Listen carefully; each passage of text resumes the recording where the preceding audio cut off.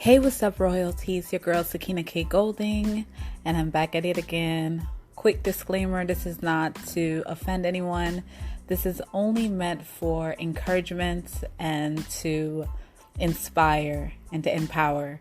If you get anything else from this, I do apologize. I just want to make sure we're having open dialogue about the things that are really affecting us. Now, the first thing I would say is that the truth is often something that is so hard to swallow. It is like someone kicking you in your stomach. It's hard, but after you get over it, it becomes easier. And we have to build a mindset where we are telling each other the truth, regardless of how harsh it is, because the truth is necessary in redeeming anything we have lost. So for me personally, I have learned a lot about myself, accepting of the truth, and sometimes the truth is not favorable. It isn't in a place where I feel like it's going to make me look good. And oftentimes that's what the truth is. It doesn't make you look good because it's not about self-praise. It's not about self-worth. It is always about the truth, the facts, what the reality is, the science of life. So because it's often about the science of life, science has a lot to do with variables and, repeated data, or can there be a repeated data? Is there a one-to-one correlation in anything we're doing? So that is what the truth is. And we have to figure out what the truth is, how to accept it, and how to bypass everything else that will have us negate the truth. So I've been doing a lot of, investigating in what the truth is. And to be honest with you, the biggest thing that stood out is the idea that we are not united on one front. We are divided on small fronts, coming together to defend many different things. But the truth of the matter is, the people who are really together are the people that really want to see us hurt, want to see us bound, want to see us as slaves. And I keep thinking about that. Do you see what's really going on? Like right now, the psyops they're using to trigger these emotional response. You cannot fight a war if you're emotionally unstable. You're just not going to win because your emotions will overpower you.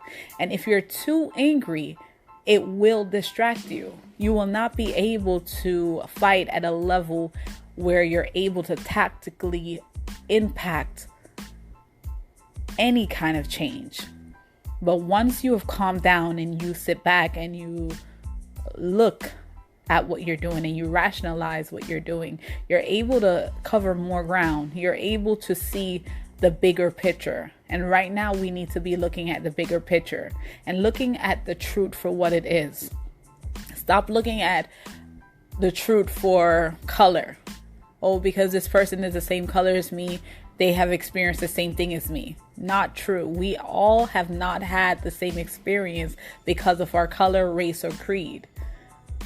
So we have to start looking beyond that. We have to start looking beyond what we think is true and start looking at what is true. What is actually there? What does this say?